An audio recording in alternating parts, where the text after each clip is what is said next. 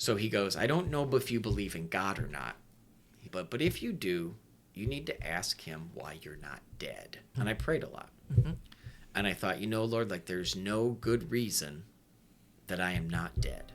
And then I said, if it wouldn't have been for all of those Mexicans who assisted me, the Mexican people, I would be dead. Welcome to Open Seat, the podcast where we create a space for authentic conversations about faith, unfiltered and unapologetic.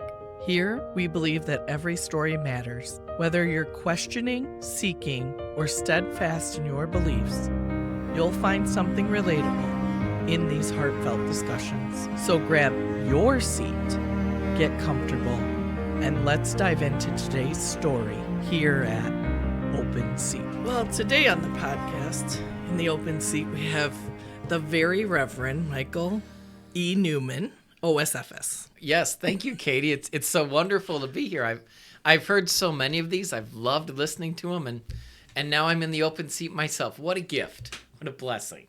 As for us as well. I mean, your schedule's pretty hard to track down, so anyone who thought we should have done this first off. Yeah, that was not going to happen. Yeah, no. That was not. No. And I think you just enjoy getting to interrogate me, and then we'll put this online.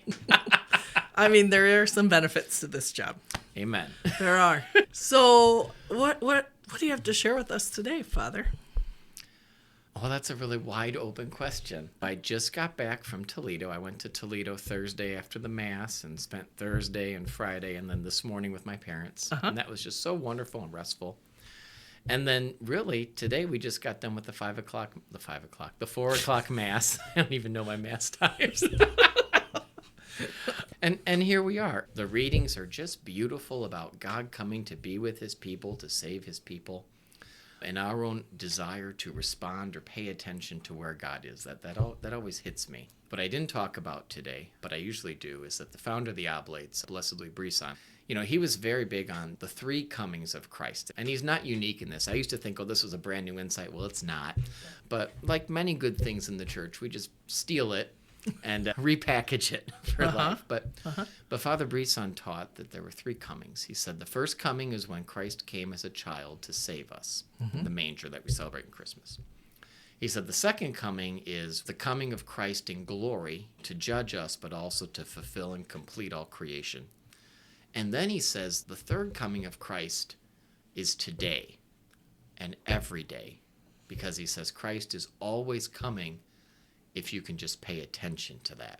And as I get older, and I'm not that old, right, at 44, but that's what strikes me the most, that Christ is coming each and every day if I can just pay attention to that and not get so distracted in so many other things in my life, right?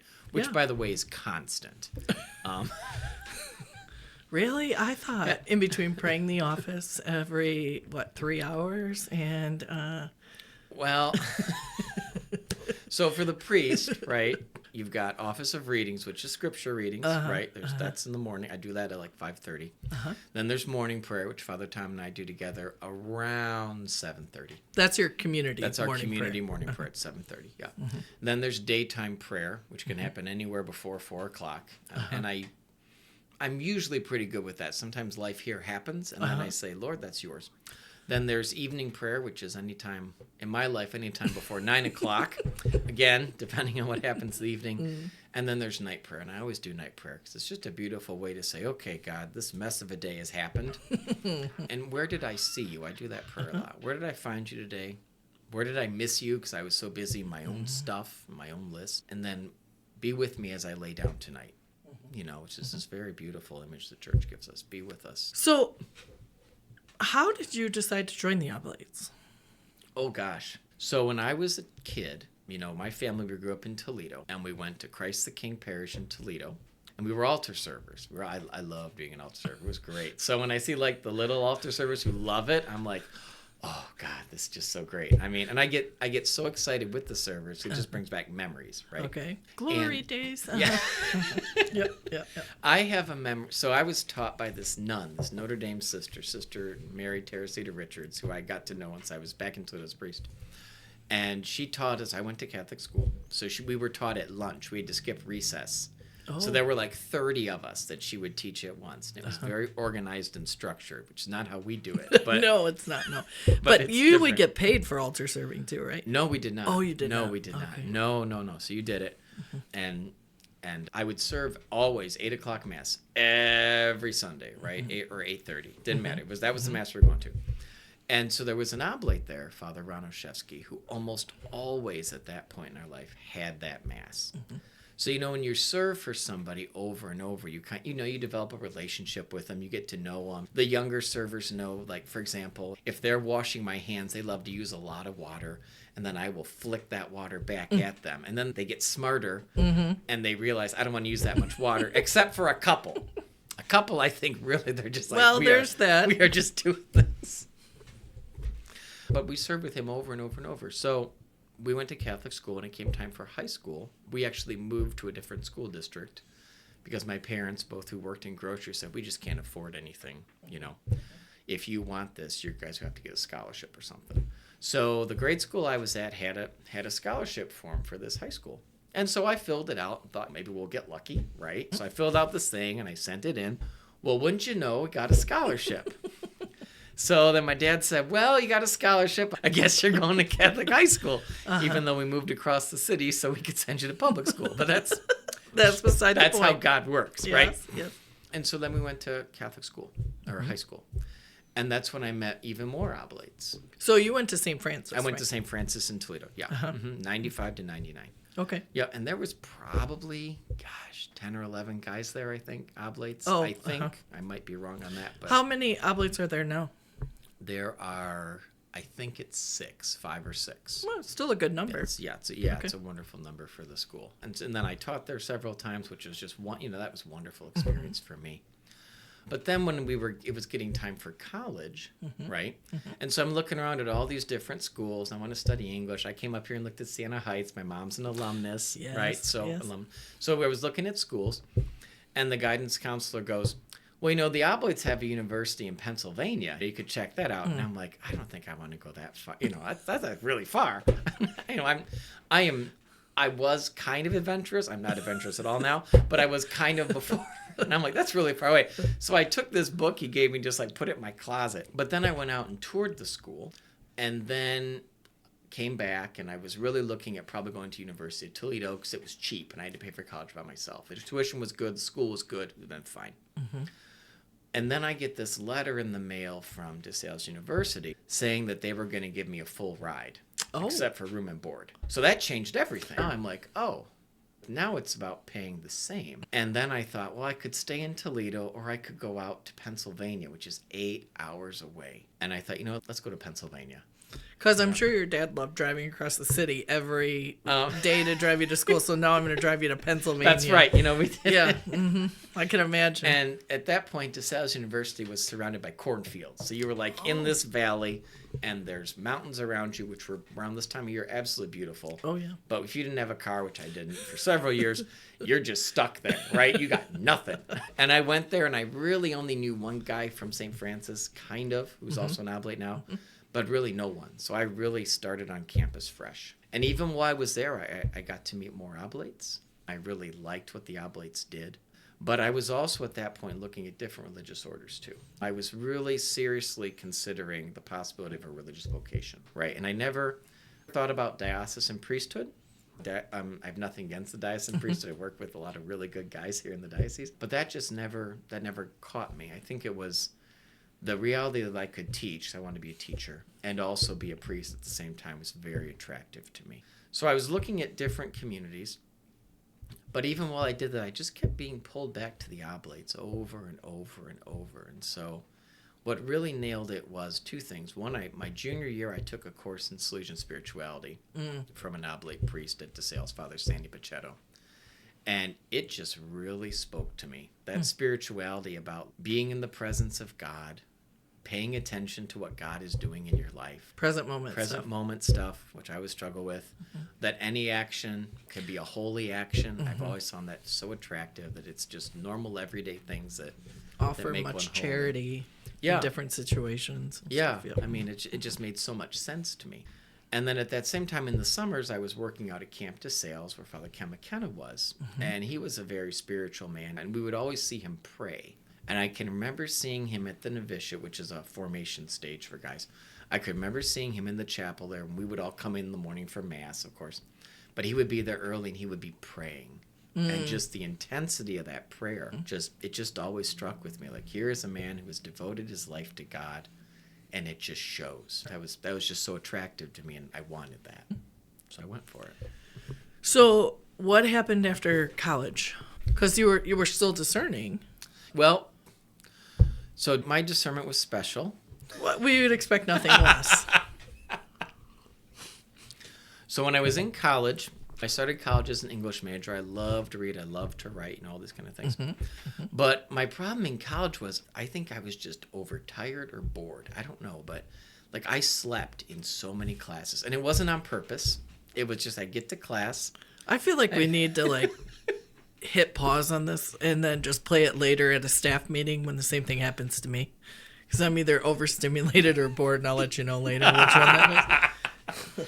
I mean, I would go to these classes. I would fall asleep. I can write really well, which is important in English. So I was always doing great, but I wasn't learning anything. And I just thought, I can't sit here for 4 years. And when I felt bad for the teacher, I felt bad for me. It looks terrible to go in class and, like, fall asleep. And in college, they're not going to be like, wake up, right? They're like, whatever. Yeah. But the class I didn't fall asleep in was Spanish. And I loved the different language and the culture and all that kind of stuff. But I was always really nervous about it because, there are some degrees in college, like you can get a degree and not kind of know what you're doing and be okay. But if you're going to get a Spanish degree or a language degree, you better know what you're doing when you graduate. You're not going to get a job. So as I'm going through college, this idea, wouldn't it be fun to be a Spanish teacher, keeps popping up in my head. And I'd had great Spanish teachers at St. Francis. I had 2 very excellent teachers. And then one day I just was in my room and I thought, you know what? Let's just do it. The worst that can happen is you won't know everything. But I'm not going to let that happen. I was going to say, for you, that is the worst that could happen. For the rest of us, that's just an everyday occurrence. Right. I'm like, wait, what? So I decided, let's just try this. So I changed majors into Spanish. So now I'm in this new major and I was doing great. So I lived a summer in Mexico City with the Missionaries of the Precious Blood, Missionaries of Sacred Heart. And we did different things for helping people, really. We learned a little bit of language. We helped people. I got to go to the Basilica of Guadalupe. It was really nice. It was 2 weeks one summer. And then my junior year, I had to study abroad. And a bunch of other people were going to this place in Seville, Spain, because they were going to be together abroad. And in hindsight, I probably should have done that. But I was like, well, I'm not going to learn anything if I'm with these people because we're going to speak English all the time. So I said, I'm going to go same city. I'll go to Seville, but I'm going to go to the University of Seville. Plus, that looks a lot better on a transcript than only you would center. think this. Most people are like, I'm going to a foreign country. I'm going to have a great time. Here's you. Oh, what's going to look best on my transcript in 10 years? Well, yeah, I got to get a job when I'm done. Yes, all Doesn't college. everybody think like this? Okay. No. So we're going to do this, and I'm accepted in the University of Seville, and then 9/11 happens, and so this is just terrible. So this happens, and my parents call me, and my dad, he goes, so your mom doesn't want you to go to Seville. My dad didn't say he didn't. Yes, your mom doesn't. And then he goes, we'd like you to reconsider. Now, I'm paying for college, right? So I said, well, my first thought was, well, I'm going to go wherever I want because I'm putting the bill. But then I thought, no, there might be some wisdom in this. And then I didn't know what to do. And then one of my friends at school said, why don't you do this Rose Novena to St. Therese of Lisieux? Which is, if you don't know, it's 9 days of prayers. And at the end of this novena, you're supposed to get a rose basically to tell you what to do, right? Yeah, sure. So I was like, well, okay. So St. Therese is a wonderful woman, not my favorite saint, but a lot of people do like her. And so I said, well, I will do this novena. And so I simply said, I put down conditions to God, of course. Like, who doesn't? I said, okay, God, if I'm going to do this, I need an absolutely clear sign that is so blatant. Like, I would have to be an idiot not to know what this is, and everybody else would too. And number 2, I didn't tell anybody I was doing it because I didn't want someone to be like helping. So I did this prayer for 9 days, and the end of the 9th day, And the prayer was, I'm not supposed to go to Spain, God. I need the sign. So the 9th day, I'm feeling pretty good. I'm like, there's been no sign. I'm looking for there's no roses. There's no nothing. I went to church that day just, to see. No sign, no sign, no sign. Okay.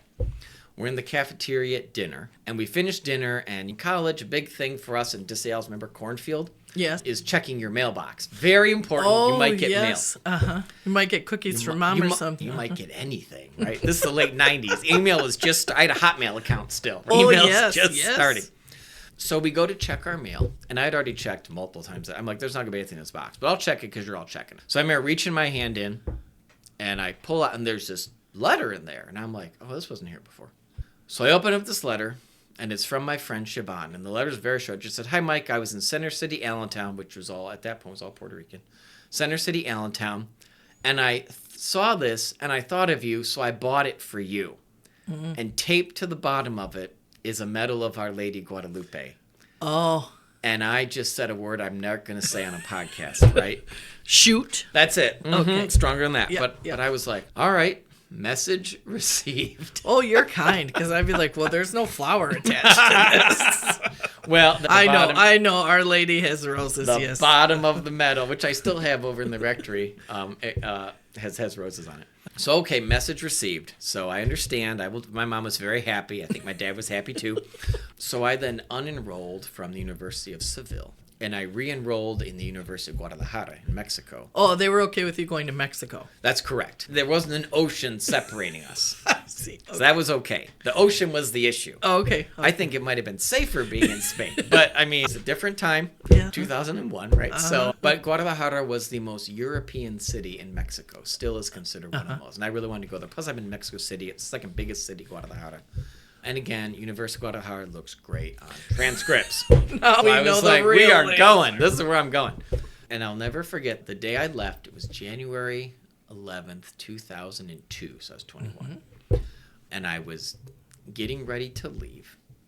And I realized that morning, taking a shower, that I had a hernia. Oh. Now, I had hernias before. In fact, when I was a freshman at DeSales in 99, I took a weightlifting class in order to try and impress the ladies, So everybody laughs when I understand why everybody laughs at Well, this. because you're a 4th grade T-ball star. Thank you. That's why I took the weightlifting. I mean, your brother is a collegiate athlete in Cycling. Cycling. You will not find him because he did not qualify in anything. But, collegiate athlete too. I did weightlifting. I did. Well, I did it too much because I ended up herniating myself. And so I was like, I don't know what this is. And they're like, well, this is a hernia and the intestine's going everywhere. And I'll spare everybody listening the details, but it went everywhere. So during the spring break that year, I went to Toledo and had hernia repair. And they put all this wire, this mesh, all this kind of stuff. Yeah. So I know what a hernia is like. Mm-hmm. I get to right before I'm going to Guadalajara, I'm like, oh, I have another hernia. Okay, it's where the mesh is not. Okay. And in my mind, I'm like, if I tell them I have a hernia, my mom, she's not going to let me go ocean or not. Right? It's not going to happen. So what do? You say nothing. Yeah. This is, 21-year-old Michael's thoughts. So I still think it's 44-year-old Michael's thoughts, but anyway, go ahead. So I remember getting on the plane with 2 really heavy bags of luggage and a backpack and a hernia and landing in Mexico for the university, right? So I'm in Guadalajara, and it was wonderful. I would not trade my time down there for anything. The culture was great. The people were wonderful. I learned so much Spanish I would never teach you anywhere else, just by life. I had so many great life experiences down there. But then a couple weeks in, I noticed I was just getting really, really tired. And I have some autoimmune problems, so I thought, I'll bet you this is just like I'm getting dehydrated or something's just not right. So I buy more Gatorade at the store, and I make sure I'm having enough chips for salt when still eating, and just trying to modulate my diet to get better. And I can remember 2 days. One day I remember I was leaving the university, and you had to walk at that point, right? I mean, you could take a taxi. It was too expensive. We were on limited budget. And I had to walk home, which was like a 20-minute walk. And it was pouring down rain, and I was like slow stepping. I think it took me over an hour, and I was just, by the time I got home, I was just trashed. It was so wet. Then another time we went to Lake Chapala, a bunch of friends and me, And it's just the largest freshwater lake in Mexico, but highly polluted. So you go on the boat, and it's got barriers on the sides, so the water doesn't even touch you. That's how bad it is, but everybody goes. And so we were there, and I was really sick. And my one friend, who was from Guadalajara, he just said, you look awful. You look so sick. You need to see a doctor. And I'm like, well, we got exams coming up this week, so maybe I'll do the exams and then I'll go see a doctor. He's like, you promise that? I promise. Mm-hmm. So I went to university. Friday were our exams, and they were oral exams. You didn't have writing. You just spoke to the professors in Spanish, and they were able to look at your. So I stood for both of the oral exams. I had 2 of them, 2 hours in the morning, 2 hours in the afternoon. Mm-hmm. Then I got on the bus to go to this hospital, which was a private hospital, because I contacted my university liaison for hospitals, and they said, since you're not Mexican, you need to go to this one as an American. Okay, sure. Fine. Mm-hmm. So I go to this hospital, Mexicano Americano, and I go into the hospital, and there's this woman sitting at the admissions desk, and I'm like, hi, I'm a student at the university. I'm not feeling very well. I've got a hernia. I want to really just try and fight it out until spring break, and then I can fly home, get it fixed, and come back. And so she goes, well, I'm a doctor, so let's look at this. So they look at my side over on my left side. And she says, do you see that bulge coming out of your side? And I'm like, oh, yeah, that's been there a while. She goes, do you see how it's red? I'm like, yeah, it's been there a while. She goes, do you see how it's hot? I'm like, again, situation normal. Like, this has been there a while. She goes, you got to have surgery now. And I was like, well, how about a second opinion on that? How about another opinion before this happens? She goes, fine. So she calls a doctor. I then call my university liaison. I said, this is what's going on. She goes, well, I'm going to call she had a friend who was a military doctor. Mm-hmm. She goes, I'm going to call the military doctor. The hospital got this other doctor. The military doctor and the other doctor come in, and they look, and they're like, we got to do surgery right now. So I'm like, okay. And really, I mean, I think it was just not understanding how serious this was, and the fact I'd already had hernia surgery. I'm like, okay, fine, like whatever. Be 45-minute surgery, we're fine. So we go into surgery, and I can remember being wheeled down in the gurney into the room, and I'm like, oh, this is the first cool room I've had, like, my entire time I've been down here. Like, it's not 100 degrees, this is great. And then I was out. And then the next memory I have is waking up, and it's 7 a.m, and I woke up because the TV in the room came on, and it was this show called Chicago Hope, which was a big hospital show in the early 2000s. And they always started the same. It was somebody's laying on the hospital gurney, and, like, their insides are totally open, and they're, like, digging in and all that stuff. So I wake up in the hospital, and I'm like, oh, wow, that looks terrible, that poor person. But then I realized I really can't move, like, at all. Oh. Like, I can't move. But I'm awake. So I'm like, okay.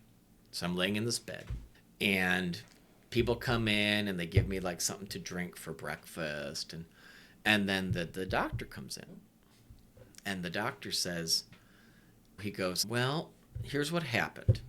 He said, when you came down here 6 weeks ago, you had a hernia, right? He said, but over time, because you didn't take care of it, the hernia actually wrapped around your large intestine, and it split it, like it ripped it open. So he said, so for weeks, your intestine's been exposed, and stuff that should be going out of your body has been going into your bloodstream. He goes, so you were septic. And he said, if you had waited 3 or 4 more days or had not come in within 3 or 4 days, you'd have just fallen over dead. So he goes, so your pain threshold is scary, good / dangerous. Don't ever do that again. But he said, we had to cut out part of your intestine. He said your blood was so bad that we had to do a full blood transfusion. We had to get AB negative blood from the university, which I didn't know my blood type till then. He's like, so we had to flush all that blood out and put all this new blood in. He said, and, we basically cut you up in several places because it was a huge 10-hour operation. So he goes, I don't know if you believe in God or not, but if you do, you need to ask him why you're not dead. And then he left. And I'm drop in the hospital. I don't know anybody in this hospital. I'm just sitting there in the hospital. Eventually, my parents come down. Yeah, I can't imagine that was a nice phone call. It was not. They were terrified. They got tickets to Mexico. They know no Spanish. My dad's innate friendliness somehow got them from Toledo to Mexico City to Guadalajara. In fact, they were in the hospital with me. and I was really sick, and they were staying with my host family, which was very kind. I was in the hospital about 2 weeks until they finally discharged, and I did not want to go home. I was like, I can make this work. Like, it's just studying and exams. I can do that from a bed. Yeah, I can imagine your mom was thrilled when she found out that you had her hernia for 6 weeks and didn't say anything. Yeah, probably not. Well, back then it was phone cards on the phone, too. We didn't have phones like today. So, you buy a $5 phone card, and it would eat up like $2.50 just to make the call from the payphone on the street. Yeah, when you told her that, did it go over well? Because I can't imagine it. I didn't actually tell her. Somebody else called her. I was in no condition to pick up a phone. It's okay, Mom. My $2.50's already been eaten up. All I can tell you is no. Yeah, no, that did not happen. I did not talk about that. So they came and got you. They came and got me. I didn't want to go. They medically deported me from Mexico because I didn't want to leave. So the doctor goes, "Fine, just medically deport you. That's fine." So we get to the airport, and I'm taken in this special way because I'm a deportee. and I mean, the joke I say now whenever I do migrant ministry or I meet people from Mexico is, I say, you guys, like, you have Mexican blood, I have Mexican blood. Yes. Some of you have been deported. I have been medically deported. It's not a great thing, but we have some commonalities here. But when I got back to the States, I mean, it was mid-March, and I couldn't move. I was in bed rest basically. Gosh, almost all the way up until August. And there's not a lot to do. We didn't have like tablets and stuff like we do now. So there was like nothing. It was like there was a TV and me and a bed. And so I spent a lot of time thinking about, what am I going to do with my life? Why am I not dead? What am I going to do with my life? And I prayed a lot. And I thought, Lord, like, there's no good reason that I am not dead. So what can I do with this? And then I said, if it wouldn't have been for all of those Mexicans who assisted me, the Mexican people, I would be dead. I said, so what I think I'd like to do with my life is assist them as they've assisted me. And then I said, so Lord, I don't know how that's going to happen, but that's something, since I'm already studying this language, that's something that I want to do in some way to try. Not that I can ever pay back what has happened. It's never going to be an equal exchange, right? Sure. But at least allow me to give thanks and to pay back what's been given to me. And so then priesthood came. After that, I was still in discernment, and I thought at that point, again, why am I not dead? Let's try this. The worst that can happen, quote unquote, you get kicked out of that. Is that I get kicked out or it doesn't fit. Okay, then we know. So I said, let's try it. Let's see what happens. And I've been here ever since. Once again, we thank you for joining us today. We hope that wherever you find an open seat in your life, you will invite someone to join you.